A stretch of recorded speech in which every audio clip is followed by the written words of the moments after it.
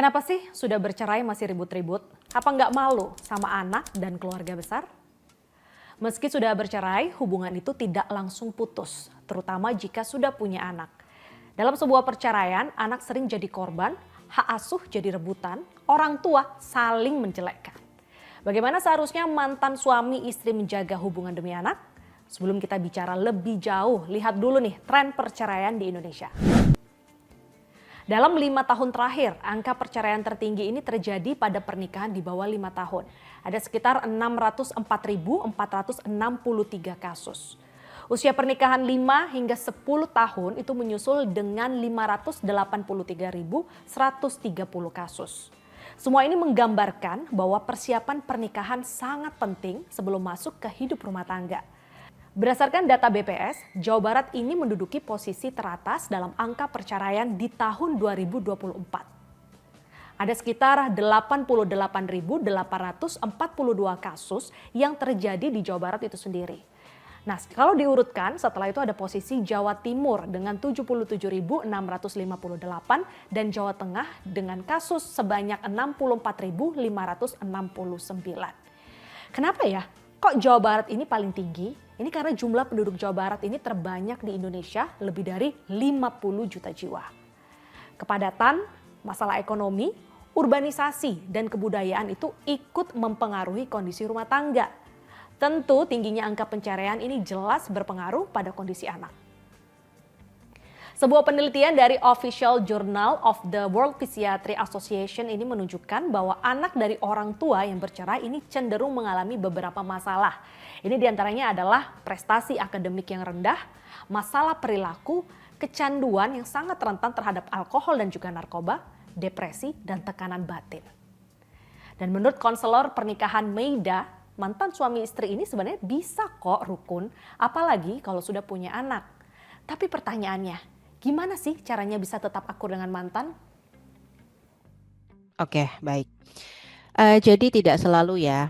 Ada suami istri yang berpisah dan tidak akur, ada juga suami istri yang berpisah dan tetap akur.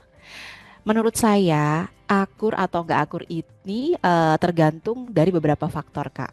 Pertama, penyebab perceraiannya karena apa dulu? Kalau misalnya karena suaminya selingkuh, KDRT, nggak menafkahi, ya kemungkinan kecil mantan suami ini bisa akur ya. Istri mana tidak bisa akur ya. Jadi istri mana coba kalau diselingkuhi suami itu bisa memaafkan, kemudian bisa menerima. Pasti itu sulit gitu. Apalagi kalau melihat suaminya menikah dengan selingkuhannya. Wah, itu dendam kesumet pastinya ya.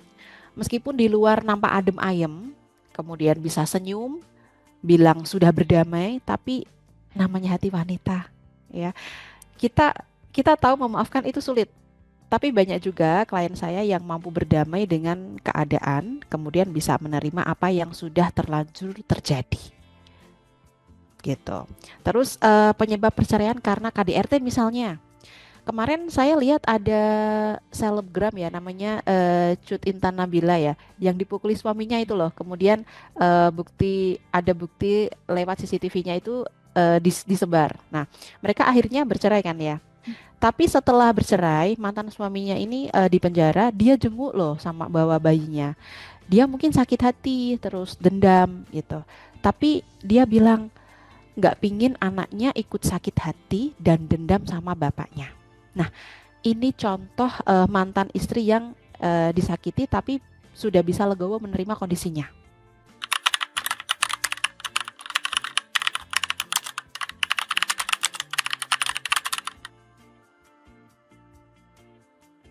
Nah, ini ada lagi nih penyebab yang kedua. Jadi bisa akur, bisa nggak akur gitu ya.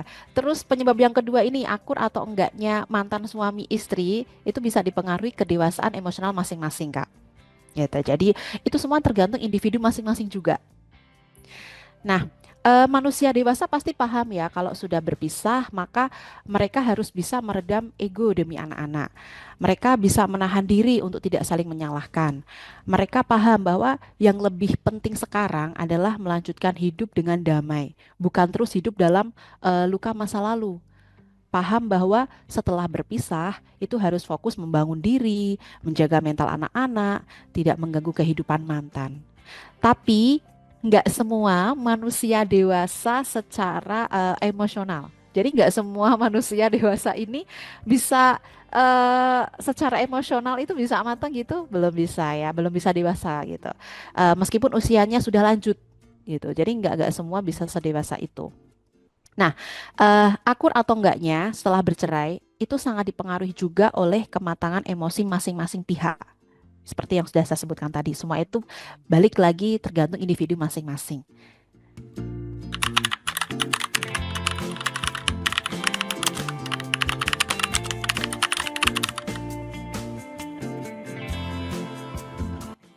Oke, baik. Kalau ini sudah ada anak ya. Oke. Nah, jika sudah tidak bersama sebagai suami istri, tapi ada anak di antara mereka, idealnya mereka harus bisa bekerja sama nih sebagai orang tua. Anak nggak pernah minta dilahirkan dalam keluarga yang bercerai, Kak. Maka orang tua itu tetap punya tanggung jawab untuk menciptakan suasana yang sehat dan suportif. Kemudian jangan tarik anak ke dalam konflik orang dewasa. Terus jangan mengajak anak untuk memihak salah satu orang tuanya.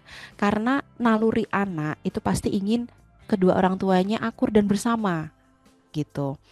Terus kalau ada anak yang memihak salah satu dari bapak atau ibunya itu ya, ada kemungkinan salah satu orang tuanya ini terus-menerus bersikap buruk sehingga si anak ini jenuh.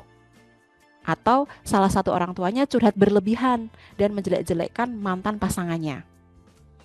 Dan ini yang paling saya tekankan pada klien saya juga, Kak, bahwa kalau suami istri berpisah, jangan libatkan anak dalam konflik, jangan mengajak anak membenci salah satu orang tuanya, ya.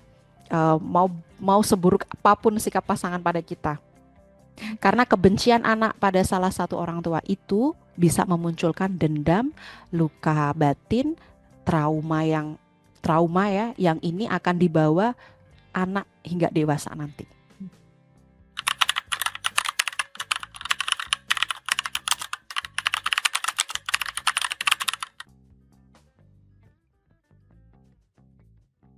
Oke, baik. Untuk hal itu saya biasanya bantu ya teman-teman itu untuk bisa fokus pada diri mereka sendiri, diri kita sendiri, gitu. Fokus untuk ya memperbaiki diri, fokus untuk berikutnya kita apa secara mental ini kita kuatkan dulu karena pasca bercerai tentu emosi kita up and down ya, gitu. Jadi batasan-batasan itu eh, kuncinya ada di kita sendiri dalam menyikapi hal itu, baik secara dewasa, matang secara kedewasaan tadi ya, begitu Kak.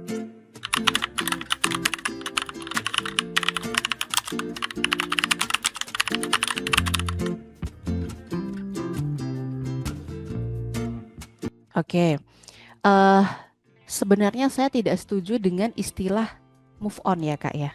Menurut saya move forward gitu. Move forward makna dan praktiknya itu lebih dalam baik secara psikologis maupun spiritual. Jadi move on biasanya berarti melupakan yang lama dan meninggalkan semuanya di belakang.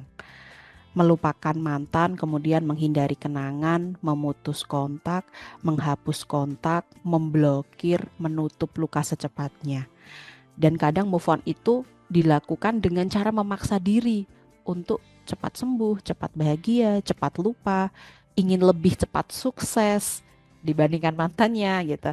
Ingin terlihat lebih bahagia dibandingkan mantan. Terus ingin membuktikan aku loh tanpamu jadi lebih baik gitu. Padahal luka batin dalam diri kita ini belum benar-benar sembuh. Masalah masih menggantung ya. Akhirnya yang muncul justru pelarian, bukan pemulihan diri.